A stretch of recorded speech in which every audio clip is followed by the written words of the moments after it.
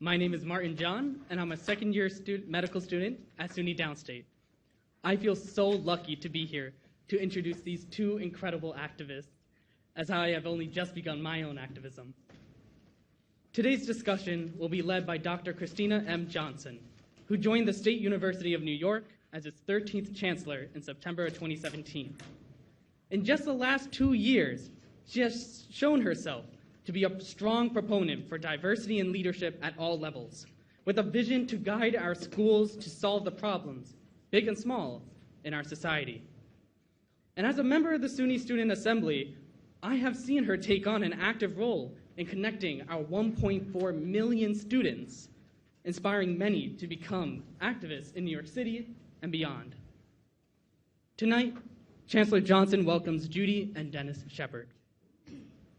In October of 1998, Judy and Dennis's 21-year-old son, Matthew, was killed by two men, motivated by hate and a crime that made international headlines.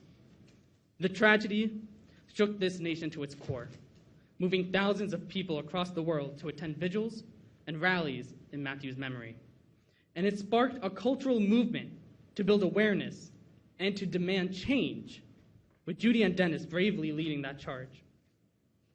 Committed to prevent their son's fate from befalling others, Judy and Dennis established the Matthew Shepherd Foundation to carry their son's legacy by embracing the just causes that he had championed.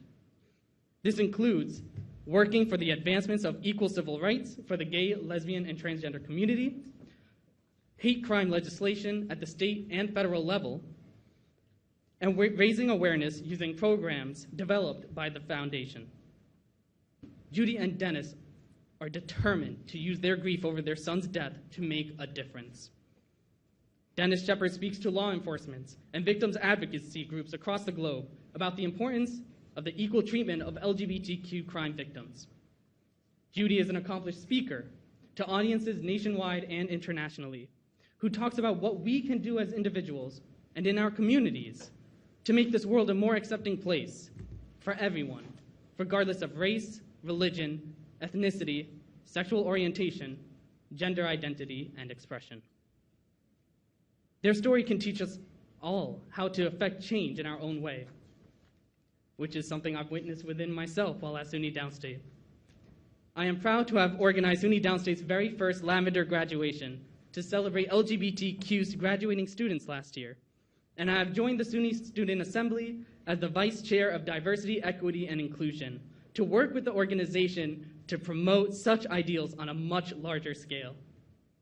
Although I have so much yet to learn, and the journey is daunting, I take comfort in knowing that this fear is simply part of the process.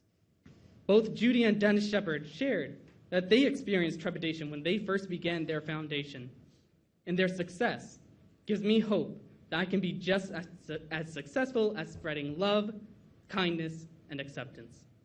Ladies and gentlemen, please welcome Dr. Kristina M. Johnson and Mrs. Judy and Mr. Dennis Shepherd.